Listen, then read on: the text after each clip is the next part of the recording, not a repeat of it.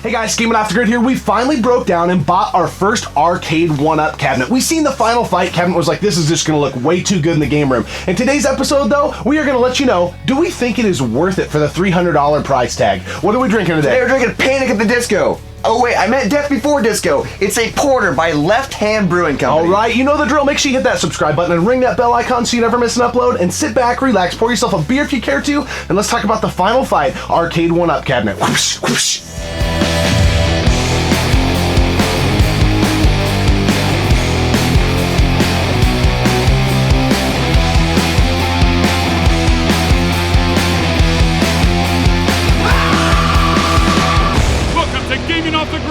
Boom shakalaka! Alright, here we go. We have finally welcomed an Arcade1Up machine into the game room / studio.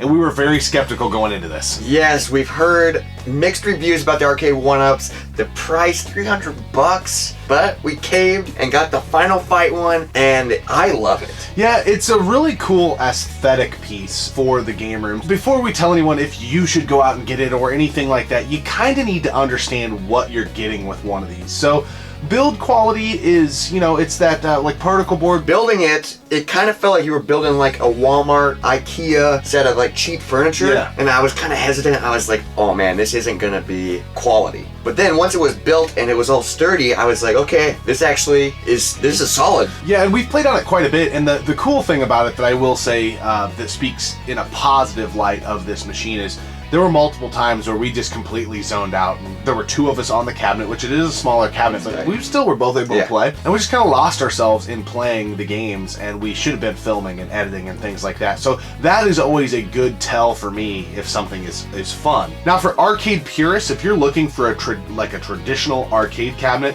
this may not be for you. There are very limited settings with this. Yeah. You can't put any scan lines in, and I don't believe there's a way to get in and change like difficulty settings and things like that, which I don't know why they haven't added that. But from just a nostalgic standpoint and wanting to be able to just casually play some arcade games, I really like this thing. It's really sweet. I love how it looks in the game room. I can't stop staring at it. It was easy to assemble. It took about an hour. We were both working on it. And that includes the build time of the stand. Yeah, we got the riser, you know, because we like to play arcade games standing up, and we're a little bit taller, so it works out pretty perfect. Before we go any further, Robert is going to give us a closer look at the actual cabinet itself. It's really simple. You know, you got your on-off switch right here, which is really sweet. You got your volume. You can lower, you can make it higher. We keep it right in the middle because it just sounds good in this small room. So 3 settings, right? Yeah, 3 settings: small, medium, loud.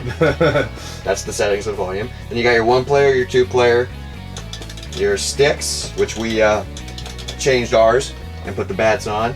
And then you got your attack and jump, and that's it. Super simple. I love the way it looks. Capcom USA.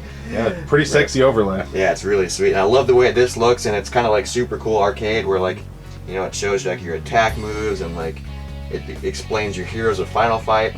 I wish, since this does include 4 games, I wish it had these for all 4 of them, but that would have got really clunky, so I get why they didn't do it.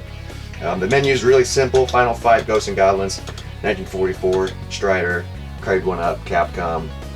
It's freaking beautiful. Why did we decide to get this cabinet? Well, I think for the value, you know, you spoke to the fact that the $300 price range, it is a little steep, but this has 4 games that are some just classic Capcom games, and they differ a little bit in style. So I love the look of the new Mortal Kombat 2 one, but it looks so sweet. It's all Mortal Kombat. So it's got your side-scrolling beat 'em up with Final Fight. I think everybody knows what Final Fight is. It's got 1944 Loot Master, which we love shmups. Yeah. And this is a vertical scrolling shooter. It's 2-player. 2-player. And then it's got Ghosts and Goblins, and that game is notoriously hard and difficult, but it is just a good side-scrolling platforming game. And then finish it off with Stider, which is an awesome arcade game that we haven't played a ton of. So it's kind of like almost a new game. Yeah, which is really sweet, and I've played it a little bit since we got the cabinet, and it is an awesome game. There is rumors of new cabinets coming out for Arcade1Up that I am super jacked up about. Yeah, so we're hoping maybe, you know, an NBA Jam or whatever. And the reason this worked out so well for our setup, and this is why you kind of have to read your own mail as if this will work for you or not,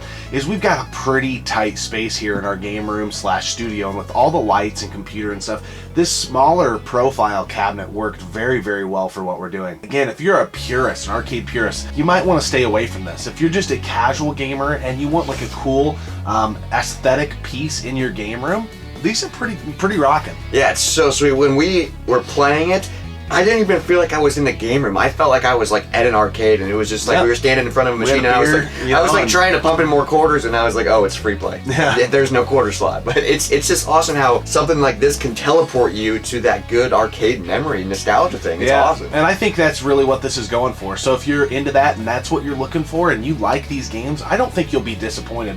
Once we got this set up, we haven't regretted purchasing it one time. I will say the emulation of the games seems to be fairly spot on.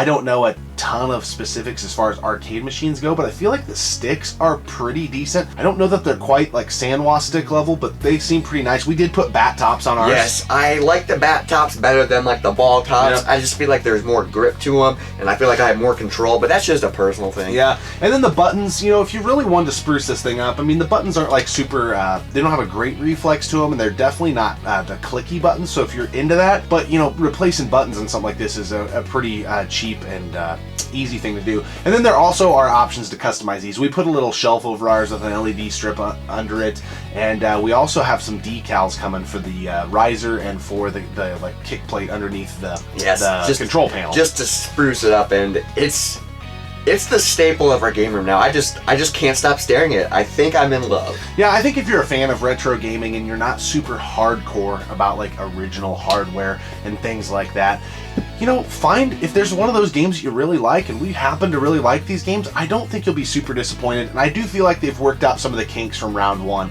There was a lot of negative feedback, a lot of just glitches in the matrix, if you will, with that first batch. You know, people getting damaged products. They didn't have the acrylic plate over the top of the control panel, so people were getting a lot of wear and tear on their control panel, but they've got all that ironed out.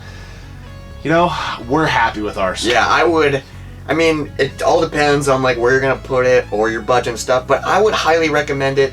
It's so sweet having the arcade ability, full cabinet in your house. Yeah, on a budget. And you know, you're looking for a real arcade cabinet, thousands of dollars. And we do have other ways that we play arcade games. We've got MAME emulation and a couple other things that we can do, but something about just walking up to this with the Final Fight art on it just really is pretty awesome. So, you know, from our perspective, cheers to Arcade1Up, and the fact that you are improving is really awesome, and we're really, really happy with ours. So we think you would be too if they're games that you would enjoy. So let's talk about this beer, Death Before Disco by Left Hand Brewing Company. Yes, and it's a brewery that we've had a little bit of their stuff. They tend to do a pretty darn good job. I don't know what your thoughts are, but I'm really enjoying this. It's a pretty aggressive porter, I would say, because it's a little more on the bitter side. Okay. So I'm picking up some bitter notes, but it definitely has that roasty, maybe even a little coffee element to it. But I really am enjoying it, and I don't know what else to really say. I mean, I don't think they're doing anything really out of the box with this, outside of the box, but this is a really good porter. This is a very nice, easy drinker. I just think it's super simple, it's enjoyable, but it's not anything too impressive, I would say. It's not a bad beer, but it's just an easy drinker, and I totally agree with you. There's nothing that stands out that's like, oh, I love this beer, or I want to go out and get this beer again.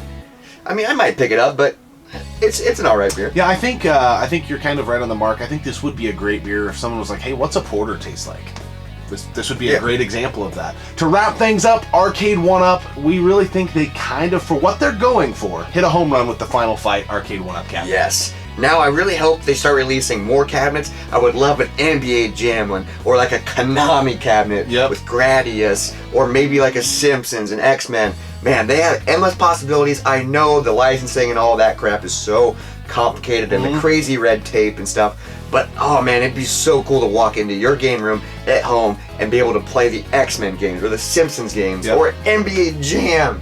Oh man, a boy can dream. So we are really happy with our purchase of the Final Fight Arcade1Up machine, but we totally understand if this is not for you. We are very, I wouldn't say we're purists, but we love original hardware when it comes to retro consoles and things like that. We try to play original when we can.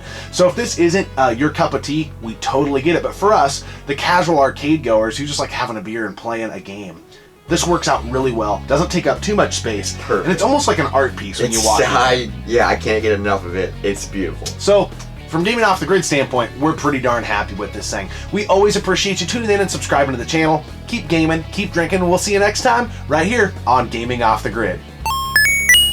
That's how I know you're fast, because you just sound fast. Yeah, dude, listen, you ready? Death Before Disco. It's a porter by Left Hand Brewing Company. Oh, dude. We've talked about this. 1, 2. What I always say, degrees get degrees, baby.